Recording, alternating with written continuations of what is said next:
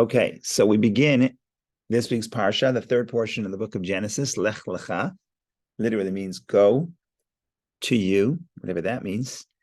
And in some ways, it's the first parsha that it's sort of a bridge, because the first two portions of the Torah, Bereshit and Noach, the first two portions talk about creation, talk about the flood, is really very universal stories. It's not really connected to the Jewish people in particular. Then you have the stories, the end of the book, that's soon enough, the story starts talking about the Jewish people, the patriarchs and matriarchs of the Jewish people. So that's most of the book of Genesis.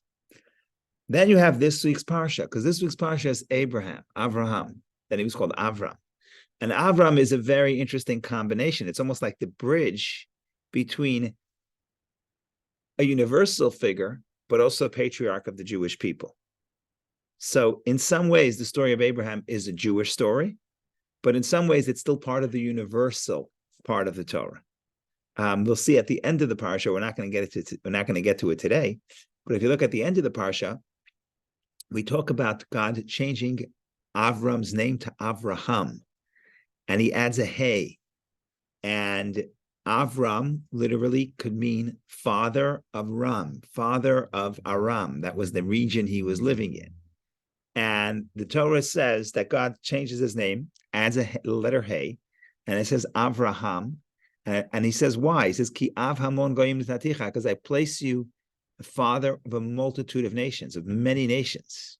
In other words, even though Avraham is also a patriarch of the Jewish people, so that is correct, but Avram has a universal message.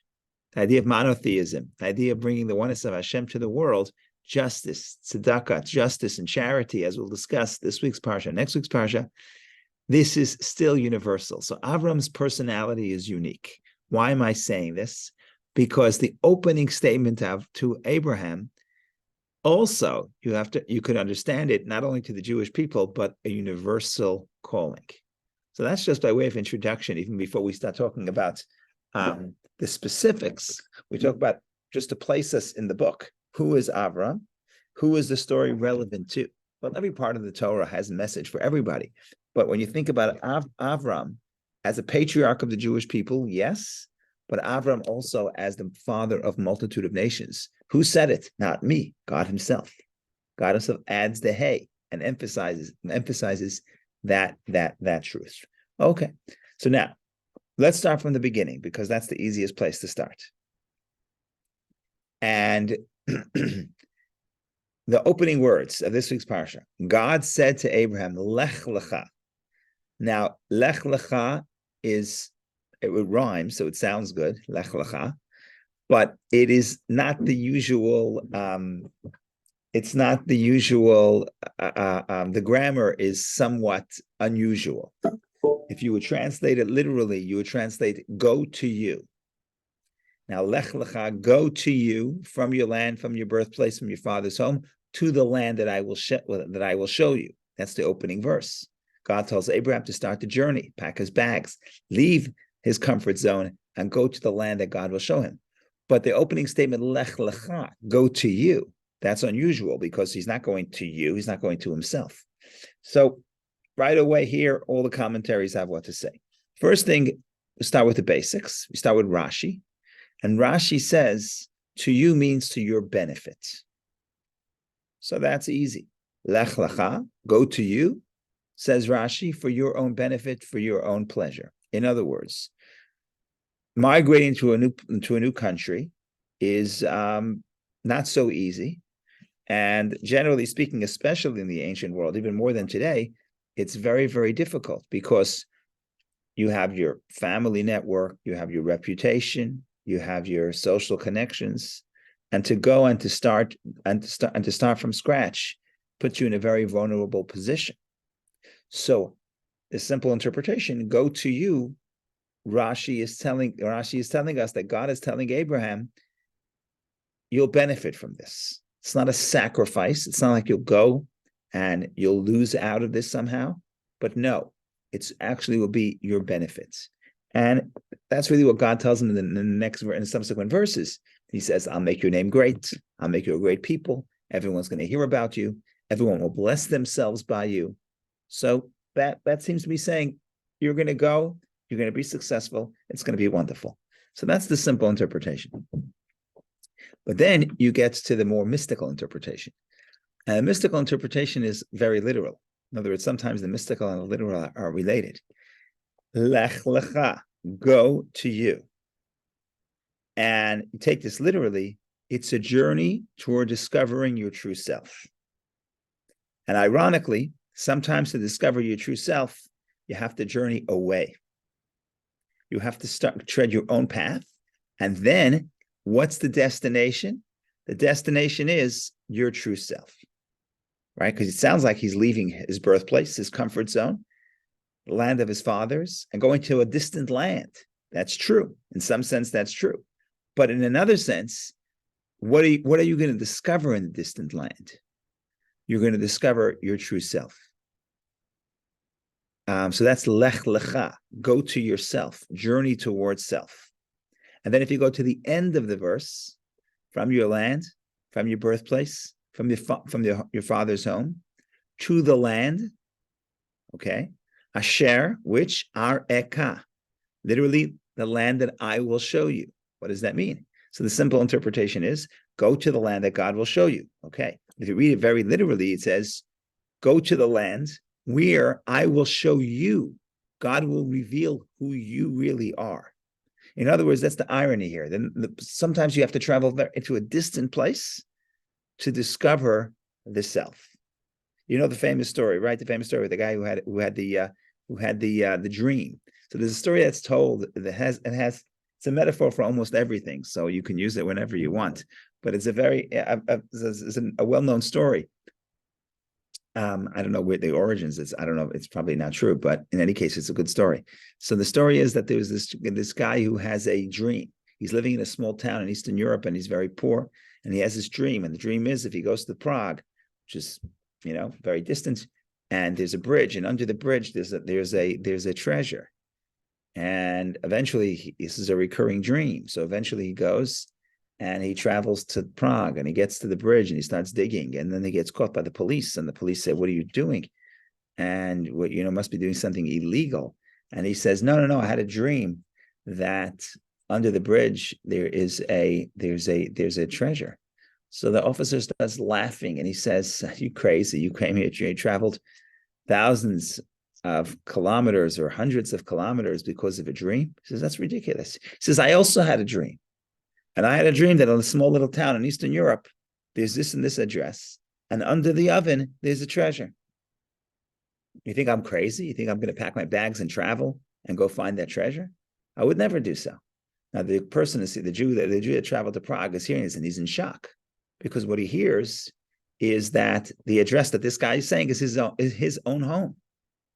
So he says, okay. So he gets onto the train or whatever, the hearse and wagon, goes back home, digs under his oven, and sure enough, there's the treasure. So you say, what? So that's the end of the story. In other words, I guess the message is sometimes you don't have to look in the distance. Sometimes the truth is hiding very close to home. But I'm using the story differently. I'm using the story as sometimes you have to travel away to find your true self.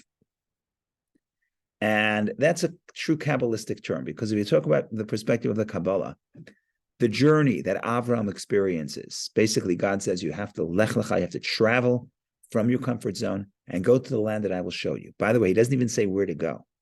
You can convince someone to move. Tell me I have to go to the West Coast. Okay, at least I know it's good climate or whatever it is. By telling me where I'm going to go, I could already make peace with where I'm going. Here, God says, go. Where? I don't know. I'll tell you later. He doesn't say, I don't know. He says, I will show you later. So he has to really, Avram is sort of leaving to the complete unknown. So the mystics say that indeed that story, it's really the story of every single, I would say every Jew, but really every person, because we said Avram is sort of this double figure. He's got the patriarch of the Jewish people, but he's also a father of many nations. And the mystics say, Kabbalists say, this is the story of the soul. This is the story of the journey of every soul. Every soul has to descend from the spiritual homeland. In other words, from the spiritual place where it's comfortable, in the spiritual reality, and it goes to a distant land. And for the soul, we have a nice, maybe we enjoy ourselves on this planet, but for the soul, it's also painful because if you're in a foreign culture, okay, you don't get all the jokes, you don't appreciate, you know what I mean? You're missing a lot. This is not your native space. So for the soul being on this earth, even if it's in some ways it's nice, it's not its native space. They don't speak the same language, they don't respond to the same stimuli. So for the soul coming down to this earth is a distant, is sort of a distant, it's a very difficult journey. But then say the Kabbalists, only when the soul comes into this earth could the soul really discover its true potential. Because in heaven, it's not challenged. In heaven, there's just peace and serenity. So in heaven, you don't really get to know your true self because you're not put to the tests and you don't have the opportunities to overcome challenges. So you don't really know. So in other words, what we're saying is, Lech Lecha, you're going to journey, the soul is going to journey from its space on high. And it's going to come down into this world. And it's a distant journey, and everything in this world is foreign to the soul, if you take the perspective of the soul. But what's the ultimate purpose? The ultimate purpose is, ultimately, it's the journey where you discover your true self. And that's a very powerful idea, because that discover who you really are, you would never been able to do without that journey. So if you want to think about this for a second, you could talk about the idea that Avram, we know, was tested many, many times.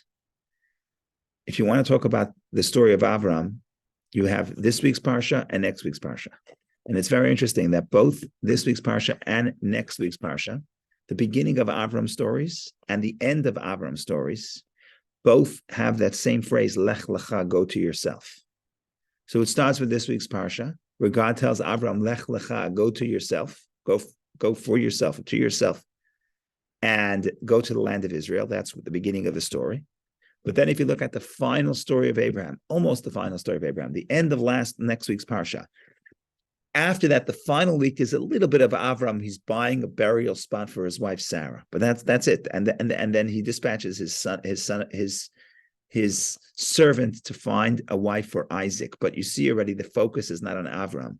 The focus is either on Sarah's burial place. The focus is on Isaac. But there's really two portions that are basically all about Avram: this week's Parsha and next week's Parsha. This week's Parsha, as we mentioned, starts with Lech Lecha, but it also ends with Lech Lecha. Why? Because the final test, God tells Abraham,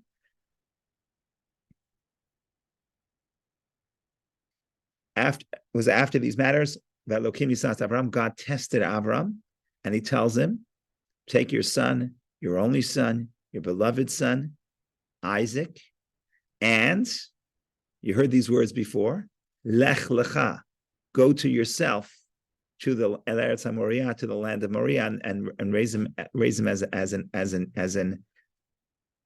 an offering on one of the mountains, which I will show you. Again, same phrase, I will show you. You could mean God will show him which mountain, or on that space, God will show him who he really is.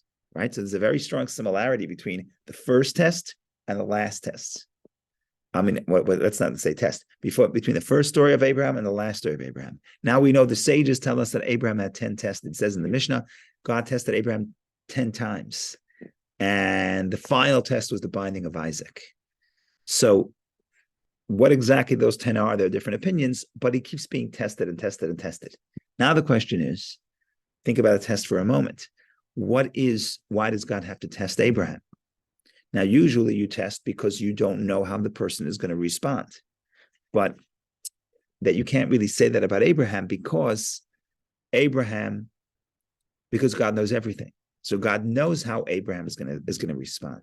So why does God have to keep testing Abraham? Beginning by this week's Parsha, which again, we're not sure what number, there's different opinions, but it's one of the tests. Go, pick up, move to where? I don't know. We'll find out. You'll find out. That takes a tremendous act of faith, and it takes a tremendous, it's a very difficult thing to do. And Abraham passes that test. And finally, the final test where the Torah says explicitly, God tested Abraham, and there too, there it uses the term test explicitly. So the question is, what's the purpose of a test? And there's a beautiful interpretation, and that is that the word test could mean two things. And if you look at the etymology of the word test in English, you can Google it if you want, or you could check. Test usually means exam, and test usually means to look at, to learn about the thing, whatever it may be. You want to test the student, you want to know how much he knows. You want to test the properties of this material. You want to know what it could withstand. So you're testing that which it already has. I even checked it up, and if I'm not mistaken, I checked it up on Sunday. If I'm not mistaken, the etymology of the word test is the vessel in which they would test metals. So they want to learn the property of a metal, they put it into a test. They put that's the etymology of the word test. Now, in Hebrew, what's the etymology of the word test? What is tested? What is test? Test is nisa. Now, nisa is a very interesting word because it means miracle. The source is nes, miracle. And it also means nes can also mean to raise a banner, to raise a flag. What does that have to do with a test? So the commentaries explain that a test is not to find out that which is in your heart. God does not test Abraham by telling him to leave and go to a new country, or to, all the 10 tests culminating in the final test. It's not that God doesn't know how he's going to respond, and therefore God has to say, I'm going to test you. Because again, conventionally, a test is to examine the properties of this person or thing. I want to know what you are. But in biblical Hebrew, the connotation of a test is completely different. Test is an experience that will raise you up. That's what Nes is, raising a banner. Test is a challenge. Before you took this challenge, you did not have the ability to do so. Only once you take the challenge, now you're able to do it. So, for example, if you go to the gym and the trainer says, over time, I want to test if you could lift whatever it is, 10 pounds. And what's the right answer? The right answer is, right now I can't. So if it's an exam, I'm going to fail the exam. But over time, if I lift the weights, all of a sudden I become stronger. And now I could lift it. And that's the meaning of a test. Because what we're saying is that when the soul comes down, the soul doesn't know its true potential, because its true potential does not exist yet. Doesn't exist yet. The challenge is a test. And the soul's going to a distant place, which is a challenging place spiritually. This world is a very challenging place. But what happens in that journey is you really discover who you are. Now, it's not you discovered about something that was hidden before. It didn't exist before, right? The journey to self-discovery is a journey to what my true potential is, which I had no idea because it wasn't there yet. The test, the difficulty makes me, changes who I am and raises me up to the point where I could achieve that which I thought was impossible. And that's the other meaning of the word test, nes, nisayon. So we have test, we have raising a banner, and we have miracle, all the same word. Who would put these three words together? Sounds crazy. Test, miracle, test, raising a banner, and miracle. Oh, because that's what we're saying. A test is the challenge. The challenge lifts you up, and then you could achieve that which you thought was impossible, which is essentially a miracle. So that's the story of every soul. That's the story of Lech Lecha. You're journeying. You're going to a distant place. You're going to a place that is not comfortable. You're going to an experience that's not comfortable. And what happens? You discover yourself. You discover who you really are, your true potential, which would be impossible without the test. Because again, it's not a test. It's not an exam. It's actually an opportunity for you to grow. And that's the story really of every person. It's about Avram too. It's about Avram too, but it's not only Avram. It's really the story of every Jew and every person and every soul's descent into this world. So in that sense, the Torah starts with this story because it's not the first story of Abraham, but it is the first part of Abraham's life that really occurs with every single person. Every single person has this calling of Lech Lecha, travel, go. And for the most basic level, it's the soul's descent into this earth. But even in this earth, there's a certain calling. Different people are pulled in different directions. Circumstances lead people to different directions. And I'm saying, what am I doing here? This is not my native space. This is not where I'm comfortable. But what the Torah is telling you is, El Ha'aretz Asher Eka, go to the land that I will show you. There you will discover who you really are. So that's one point. The Lech Lecha, everybody travels to themselves. Everyone travels to discover, to self-discovery. So life is a journey of self-discovery. And that's universal for everybody. That's one aspect of the opening statement. The other aspect that I want to talk about, if we have another few minutes left, is something that we could really elaborate upon much more, because there's a lot to talk about, but I'll try to be brief. And that is the question of what I call the missing biography. The Torah starts telling us the story of Abraham when Abraham was 75 years old. We open up the story at 75 years old. Now, the question, of course, is, where's the story? Why doesn't the Torah give us some information about his early life? And it's not like there was nothing going on, because we know from the Medrash, we know from the oral Torah, that they're fascinating. He's a fascinating character, and not just fascinating, revolutionary, and he's courageous.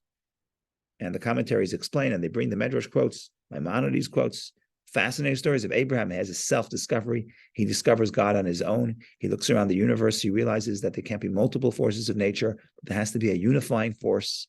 And he discovers that the unifying force is God.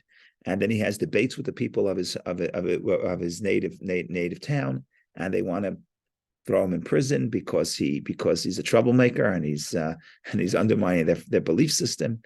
And this person really, not only is he wise, he discovers God. Not only is he courageous, he could speak out. He's not afraid of the people, and he sacrifices accordingly. There was some persecution. Either they tried to kill him, or he was saved from the killing. However you want to read the Medrash. But the bottom line is, we have here a person with a fascinating life story, and not just fascinating, but inspiring. So why wouldn't you start with the Medrash starts? Avram was 3 years old when he starts discovering God, when he starts questioning who is moving the constellations, who's moving the sun and the moon. Okay, but the Torah doesn't say anything. The Torah says, oh, by the way, he was 75 years old, and God tells him, leave, and if you leave, you're going to get unbelievable blessings. And this leads Nachmanides, to ask a very interesting question. He verbalizes the question. He says, how come the Torah doesn't tell us about his early life?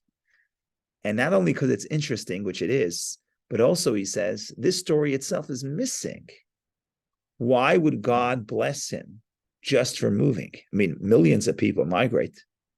Migration itself is not a reason to get these unbelievable blessings that God says, all the people on the earth are going to know you.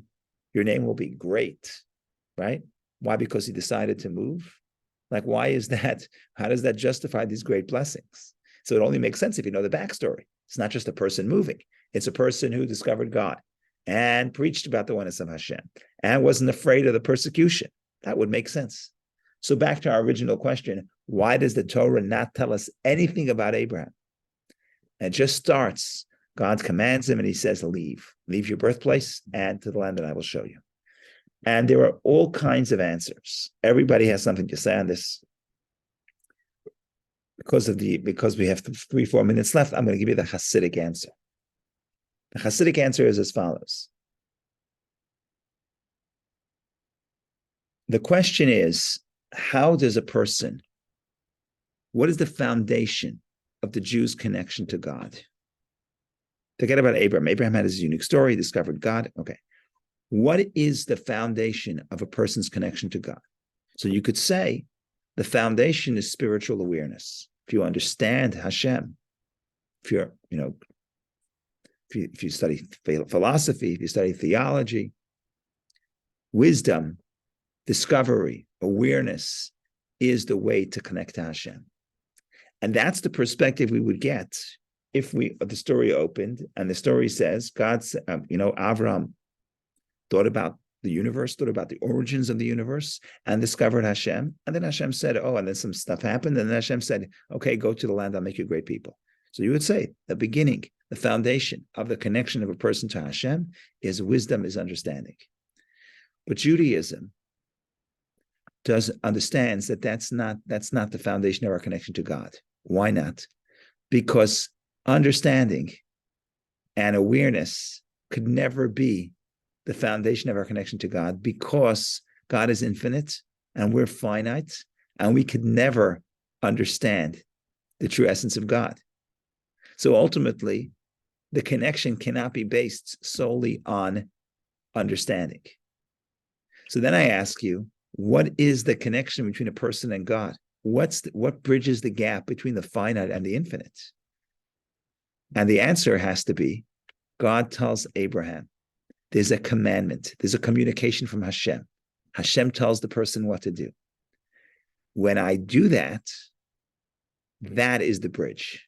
In other words, fulfilling the will of God is the bridge that could connect me to God, because I could never make that bridge, right? I cannot decide how I connect to God. God is infinite. God is completely transcendent. So how do I have a connection to God? Because I understand God. How much of God can I understand? So what the Torah is doing, the Torah is saying, you want to know the story of Abraham? What's important for us to understand? Yeah, you want to know the actual story. You want to know the history? Go buy the history book. Go look at the Medrash, right? But you want to know what's relevant to you? So of course it's important to understand Hashem, and it's important to study. That's what we're doing here, right? But that is not the foundation. The foundation is the willingness to fulfill God's will. If you fulfill God's will, then you have that connection. Then you bridge the gap between the finite and the infinite. So that's a little bit of a taste of what we're going to, a little bit of a taste of the Parsha. Ran out the clock. Have 60 seconds left, so I'll give a quick summary. And then if anybody wants to ask questions, we could sit here all night. Okay. So what did we talk about? We talked about the fact that Abraham is the story of every person. And Lech Lecha is a journey to yourself, because you don't really know who you are until you're challenged, until you're going to new frontiers, until you realize that you're going beyond what you thought was possible. And that ties into the concept of test, because God tests Abraham, because in Hebrew, again, test is not just an exam to know what I am made of, what stuff I'm made of, what I can do, but test is much more of what I could become.